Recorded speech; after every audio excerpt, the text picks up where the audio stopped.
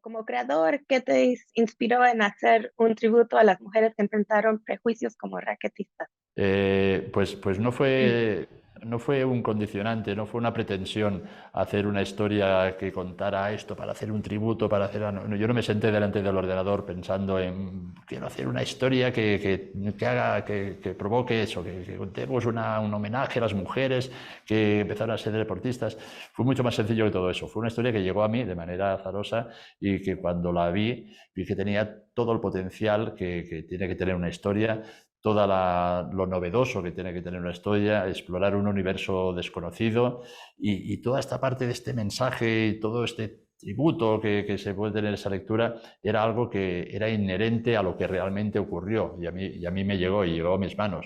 Yo quise contar esa historia, pero el mérito de lo que cuenta esa historia es de lo que hicieron esas mujeres. Yo simplemente la cogí y la he transformado en serie y he hecho algo que se debería haber hecho hace muchos años porque todo este fenómeno cayó en el ostracismo, interesó que no trascendiera y cuando, como digo, azarosamente llegó a mí, me sentí con el deber de sacar esta historia y contarla para, además de hacer eso, que se convirtiera también en un tributo a estas mujeres.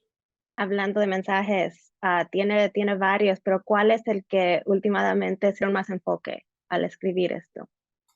Pues el mayor mensaje, creo yo, es que cuando nos pusimos con el equipo de guionistas a trabajar en esto y a bucear en esta historia, con una documentalista, también muy amiga mía, y empezamos a recopilar información, a hablar con pelotaris, con raquetistas de la época un poquito más tardía, porque las del 26 no están, pero sí de los años 40, 50, tanto ahí como en España como en México, que también estuve hablando con algunas de ellas, pues nos dimos cuenta cuando ya estábamos vistiendo a los personajes y dándoles sus respectivos conflictos, nos dimos cuenta de que esos conflictos que vivieron esas mujeres hace 100 años están totalmente vigentes, están totalmente vigentes.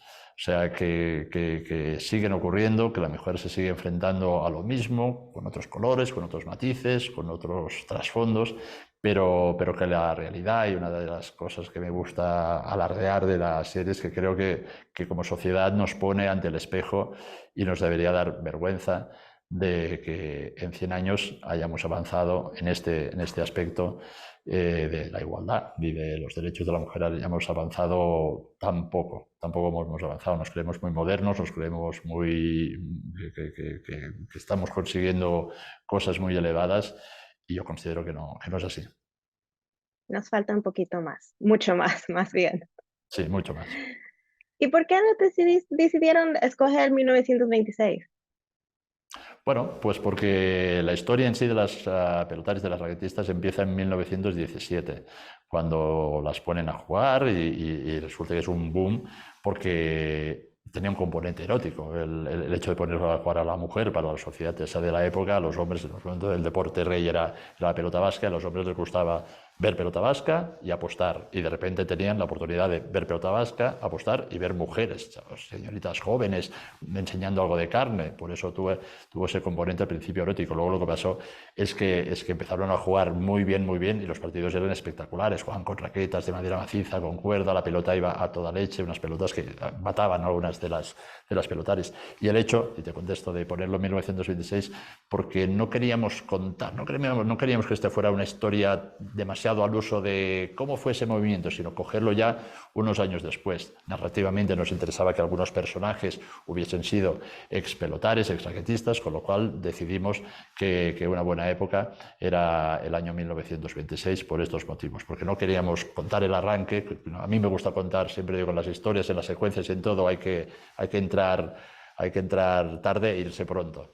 Entonces, para mí era importante coger una época en que ya estaban en la efervescencia, ya eran estrellas y había referentes en el pasado en los que ellas se inspiraron. Ahorita tocas un tema interesante porque hay una línea que dice, las pelotaris no son deportistas, son una fantasía. Claro, a eso me refiero. Cuando digo ese componente erótico que tenían. A los hombres de la época, que los que iban a Frontón eran hombres adinerados, les gustaba ir a ver a las mujeres, pagaban por ir a ver a las mujeres, luego lo hacían muy bien y fueron a grandes profesionales, pero tenía este componente erótico. De hecho, los partidos se programaban en horario, en sesión de mañana, sesión de tarde y sesión de noche. Era como los cabarets, prácticamente, como los espectáculos. Sí, entonces, sí, tenía ese componente, estaba ahí. Y muchas de ellas se rebelaban contra eso porque se consideraban unas profesionales, porque eran unas profesionales. Y sí, perdona, como te digo, que a los hombres les gustaba ver eso, a sus esposas, a sus mujeres, no les gustaba tanto.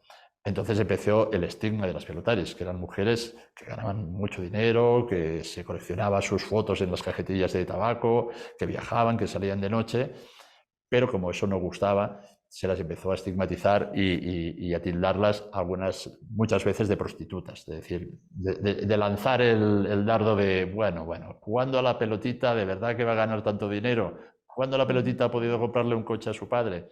Y hay historias muy dolorosas, y algunas las hemos adaptado en la serie de pelotaris que sus padres se avergonzaban de ellas, que no podían volver a sus pueblos y ahí ya no era porque fueran las clases adineradas, sino que esos estigmas, ese señalamiento llegaba a hacer daño a la propia familia y hacer dudar. Conozco historias de un padre que se fue a Barcelona a ver si realmente su hija jugaba a la raqueta o era prostituta. Entonces, en ese entonces no eran mucho como el personaje de Chelo, que es casada y juega.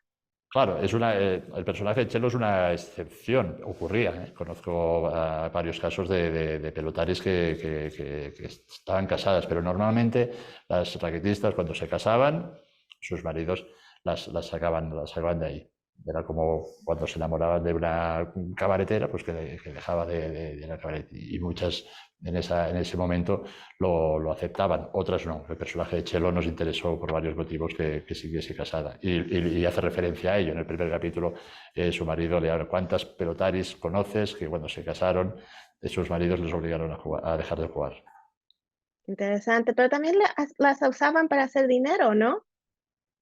Sí, bueno, lo usaba obviamente los empresarios no hacían esto porque apoyaran el deporte femenino, eso fue una inversión. El primer empresario que las puso a jugar en 1917, que era un ex pelotari, y Delfonso Aravitarte, se forró. Abrió muchos frontones en Madrid, en Barcelona, hizo varios cuadros de pelotaris que se llamaba, viajaba con ellas, las llevaba aquí, las llevaba a México. Era un espectáculo donde se ganaba dinero, era el fútbol, era el deporte rey. Obviamente no había altruismo ahí. Pues muchas gracias por el tiempo. Es un deporte que admiro. Yo crecí viendo a mi papá jugar frontón, pero él jugaba con la mano. Con la mano, humanista. Todos Sí, son... soy del 81, estos hablamos de los 80. Qué bueno, Pues muchas qué bueno. gracias otra vez y felicidades. La serie, para lo que he visto, los 4 capítulos me encantaron. Maravilloso. Me alegra mucho. Muchas Chao, gracias. gracias.